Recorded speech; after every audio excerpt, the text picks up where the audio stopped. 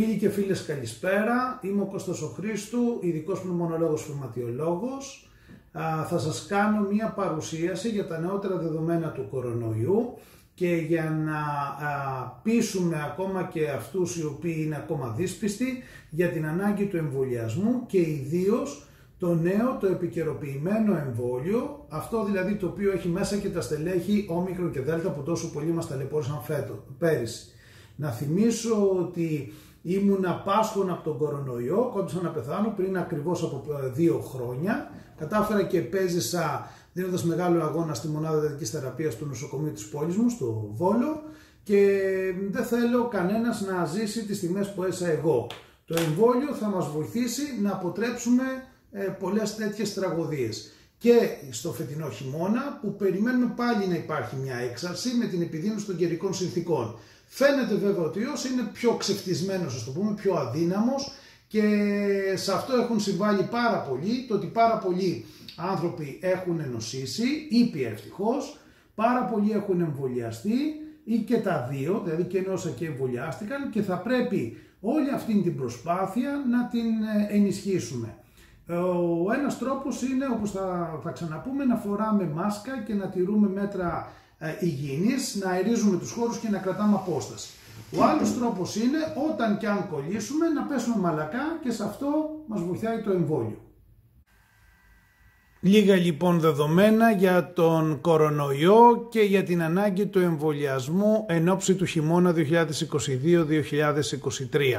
Να θυμίσω λοιπόν πώς πήγε η πανδημία μέχρι τώρα. Αυτό είναι το διάγραμμα του ΕΟΔΗ πριν από 2-3 εβδομάδες. Να θυμίσω λοιπόν ότι είχαμε το πρώτο κύμα την άνοιξη του 20 με το lockdown που ήταν πολύ λίγες οι περιπτώσεις γιατί ήμασταν κλεισμένοι στα σπίτια. Στο δεύτερο κύμα που και ήμουνα και εγώ το θύμα και ο άρρωστος, όπου παρά το lockdown αρχίσαμε να έχουμε πολλές περιπτώσεις νοσούντων. Το τρίτο κύμα την άνοιξη του 21, το τέταρτο κύμα όπου έχουμε την κορύφωση πέρυσι Οκτώβριο-Νοέμβριο, το χειμώνα του 21-22 μέχρι την άνοιξη. Μετά υπήρχε μια μικρή ύφεση. Το πέμπτο κύμα που είναι μέχρι περίπου τα μέσα του Ιουλίου, αρχές Αυγούστου του καλοκαιριού του 22, και πλέον έχουμε τα τωρινά δεδομένα που μιλάμε για περίπου 60.000 νέες μολύνσεις ανά εβδομάδα, εκ των οποίων το 20% είναι άνθρωποι που έχουν ξαναμολυνθεί. Πάλι από τα δεδομένα του ΕΟΔΗ έχουμε τις διασωληνώσεις ανά εβδομάδα. Πάλι λοιπόν θα πάμε στο πρώτο κύμα την άνοιξη του 20, που εκεί είχαμε και πολύ μεγάλο φόβο, ήταν πολύ πρωτόγνωρο. Να θυμίσω τις εικόνες από την Ιταλία, έτσι, και τις μονάδες εντατικής θεραπείας στην Ιταλία. Εμείς ήμασταν χαμηλά.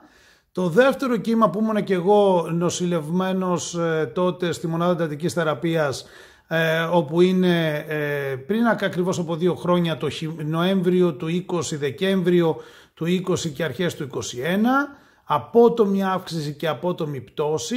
Το τρίτο κύμα που ήταν η άνοιξη του 21, το βιαιότερο τέταρτο κύμα πέρυσι το χειμώνα με πάρα πολλές περιπτώσεις διασωληνωμένων. Το πέμπτο κύμα που είναι το καλοκαίρι, τέλος άνοιξη καλοκαίρι του 22, όπου τα δεδομένα είναι καλύτερα, και τώρα όπου σχετικά έχουμε περίπου τα άτομα που είναι διασωληνωμένα είναι γύρω στα 100 εβδομάδα. Το αντίστοιχο ισχύει και για τους θανάτους ανά εβδομάδα. Ευτυχώς λίγοι θάνατοι ήταν την άνοιξη του 20. Εγώ γλίτωσα από το δεύτερο κύμα του θανάτων του Νοέμβριο-Δεκέμβριο του 20, αρχές του 21, χειμώνας του 21.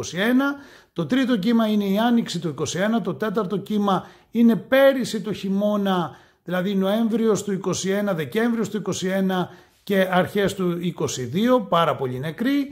Το καλοκαίρι, το πέμπτο κύμα, είχαμε αρκετούς θανάτους, απλώς δεν λέγονταν τόσο έντονα στις τηλεοράσεις και στα μέσα ενημέρωσης. Φτάναμε λοιπόν να έχουμε και 30 και 40 άτομα τη μέρα. Ευτυχώς υπήρχε μια τάση ύφεσης τέλος Ιουλίου, αρχές Αυγούστου, και πλέον το φθινόπωρο τα δεδομένα είναι λιγότερα, αλλά όχι αμεληταία. η εβδομάδα που αναφερόμαστε έχουμε 130 και 135 θανάτους, δηλαδή περίπου 18-19 άτομα τη μέρα. Εδώ είναι τα δεδομένα από τη ηλικιακή κατανομή των νοσούντων. Αυτό το οποίο θα δείτε είναι νοσούν όλοι οι άνθρωποι, μικροί ακόμα και μεγαλύτεροι. Μεγαλύτερη ένταση των νοσούντων είναι στην δεκαετία 40, 50, 60, ενώ αντίθετα αυτοί που νοσούν βαριά, διασωληνώνονται και αυτοί οι οποίοι πεθαίνουν είναι πάνω από 70 και 80 ετών. Γι' αυτό λοιπόν και φοβόμαστε πολύ περισσότερο τους ηλικιωμένους, τους υπερήλικες. Τώρα, οι αναπνευστικοί ιοί όπως ο SARS-CoV μπορούν να μεταδοθούν με σταγονίδια που εκτοξεύονται από το στόμα κατά την ομιλία, το βήχα ή το φτάρνισμα.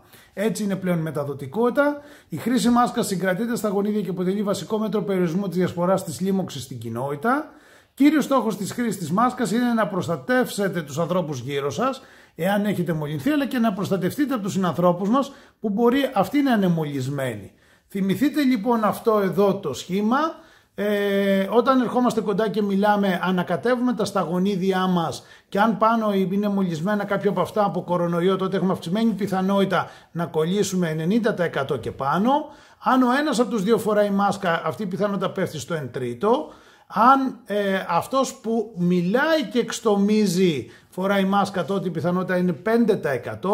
Αν και οι δύο φοράμε μάσκα, η πιθανότητα πέφτει στο 1,5% και αν έχουμε και απόσταση μηδενίζεται. Εγώ είχα την ατυχία από εκεί που και οι δύο φορούσαμε μάσκα, ο άρρωστος να κατεβάσει τη μάσκα και να βρεθώ στον κίνδυνο του 30% και τελικά παρά τη μάσκα κόλλησα. Αυτό είναι ένα διάγραμμα το οποίο μας δείχνει το μέγεθος των σωματιδίων τι παίζει ρόλο. Αν τα σωματίδια είναι μεγάλα θα είναι και βαριά και θα εξτομίζοντας θα πέσουν κοντά μας. Αν όμως τα σωματίδια είναι ελαφριά και αυτά στα οποία πάνω βρίσκουμε τον κορονοϊό είναι πολύ ελαφριά, μπορούν να πέσουν σε απόσταση κοντά στο 1 με 2 μέτρα και εκεί το άλλο άτομο έχει τον κίνδυνο να τα εισπνεύσει και να μολυνθεί. Η πιθανότητα μεταφερόμενης μετάδοσης σε εξωτερικούς χώρους είναι εξαιρετικά χαμηλή και γι' αυτό πλέον είδατε ότι δεν φοράμε με τόσο μεγάλη σχολαστικότητα μάσκα στους ανοιχτούς χώρους. Η χρήση μάσκας προσφέρει προστασία ιδιαίτερα σε εσωτερικούς χώρους με υψηλή συνάθρηση ατόμων, αλλά και εκεί πάλι αν η μάσκα δεν είναι FFP2 ή FFP3 μπορεί να υπάρχει μικρή μεταδοτικότητα. Με τις πιο προστατευτικές μάσκες αυτό πάλι μηδενίζεται. Και αυτό το οποίο προτείνεται στους κλειστούς χώρους αλλά δεν έχει εφαρμοστεί θα ήταν να υπήρχαν καθαριστές αέρα εσωτερικού χώρου με φίλτρα άνθρακα και ακτινοβολία UVA, έτσι ώστε να μπορούσαν και να υπάρχει εξαερισμός αλλά και να φιλτράρεται ο νέος αέρας ο οποίος μπαίνει όχι μόνο από τα σωματίδια τα οποία θα μπορούν να έχουν κορονοϊό, αλλά και ιούς γρίπης και μικρόβια και σκόνες κλπ.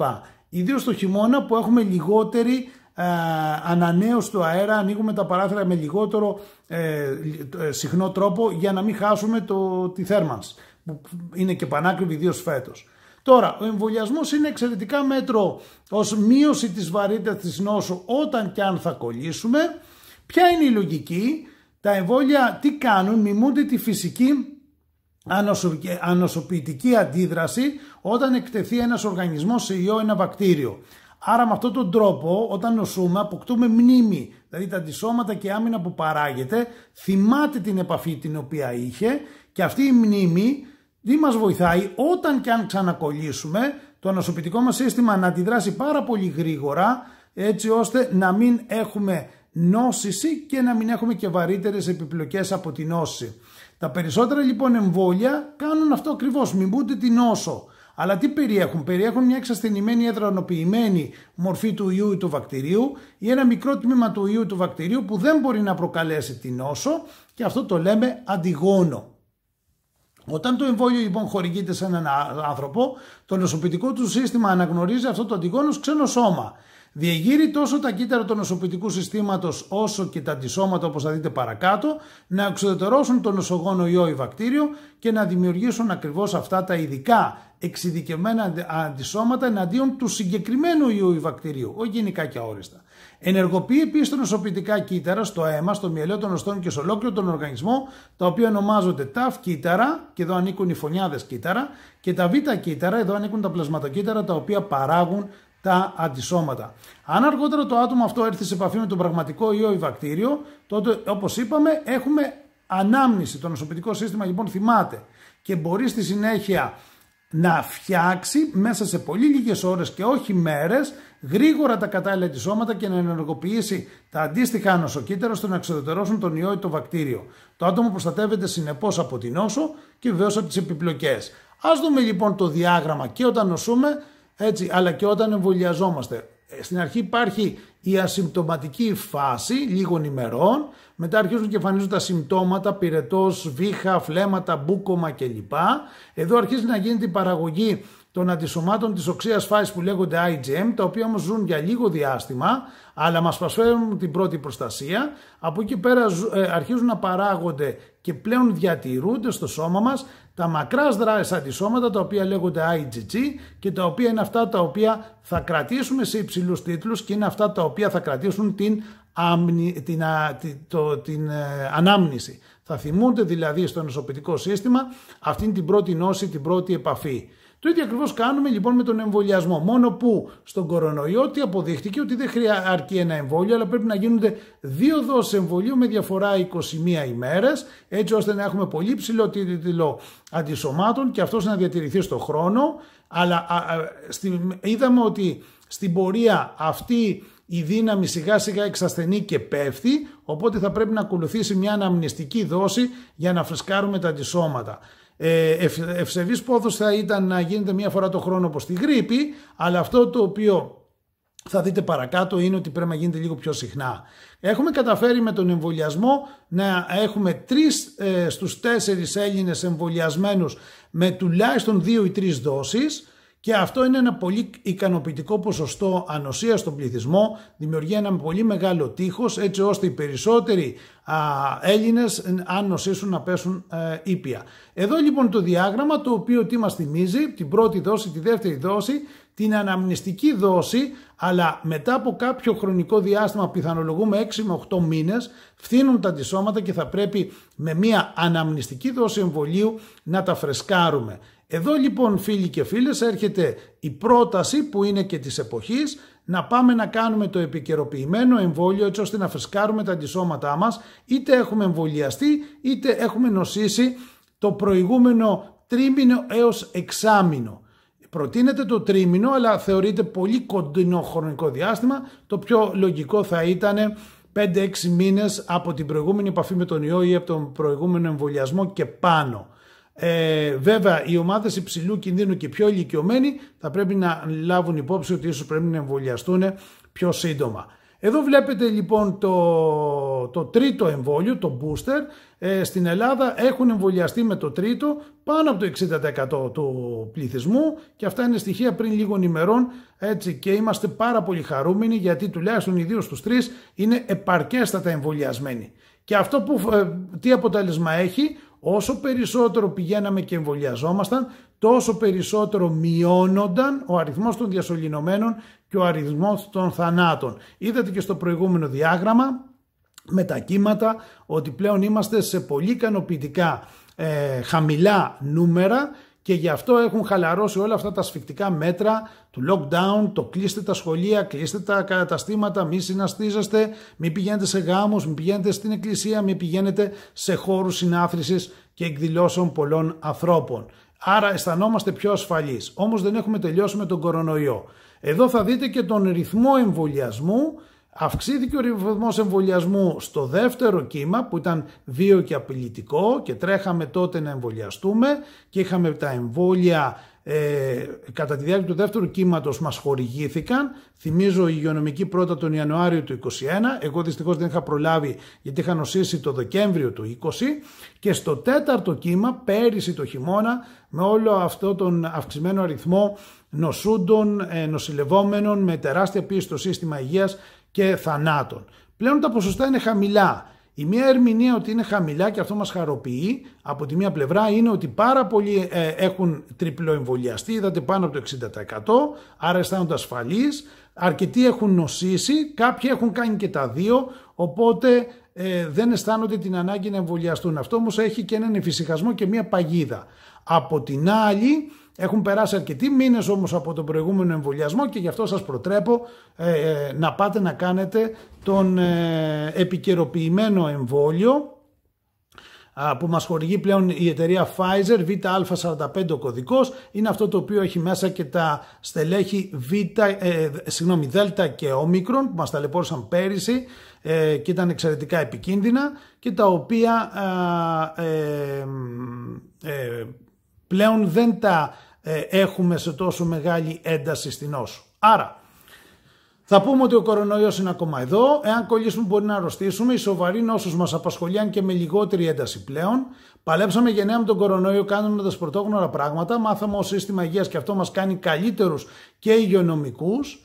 Θέλουμε να εμβολιαστεί ο πληθυσμός όχι γιατί έχουμε καμία αιμονή, αλλά γιατί έτσι θα προστατευτούν περισσότερο οι άνθρωποι τους οποίους συμβουλεύουμε και τους οποίους παροτρύνουμε. Ποιους όμως θα προτείνουμε κυρίως να εμβολιαστούν? Ηλικιακά αυτοί που είναι άνω των 60 ετών και όσοι ανήκουν σε ομάδες υψηλού κινδύνου, και αποδείχτηκε ότι αυτοί είναι οι παχύσαρκοι, σακαροδιαβητικοί, άνθρωποι με καρδιακιακές παθήσεις, αναπνευστικές παθήσεις, καρκινοπαθήσεις, μεταβοσχευμένοι, άνθρωποι που βάλλονται σε μεταγγίσεις λόγω μεσογειακής ανεμίας και άλλων καταστάσεων, άνθρωποι γενικά οι οποίοι έχουν βαριά προβλήματα υγείας, έχουν ξένα σώματα, φέρουν βηματοδότες κλπ.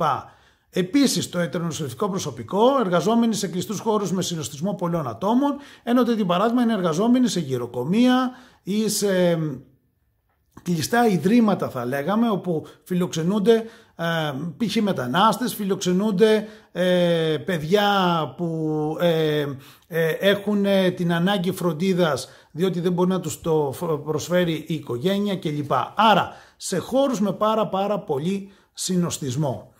Συνεπώς, φορέστε μάσκα για να αποφύγετε να μπει ο κορονοϊός και οι άλλοι ιοί της γρίπης και μικρόβια από τα βακτήρια κλπ. Μέσα σας. Άρα έτσι να αποφύγουμε να μπούμε στο ρίσκο να κολλήσουμε και έπειτα να νοσήσουμε και να κινδυνεύσουμε από τη βαριά νόσο. Επίσης εμβολιαστείτε, γιατί όταν κι αν μας συμβεί να κολλήσουμε τον κορονοϊό, τουλάχιστον να πέσουμε μαλακά και τον φετινό χειμώνα. Άρα ο εμβολιασμός είναι πρόληψη και σώζει ζωές.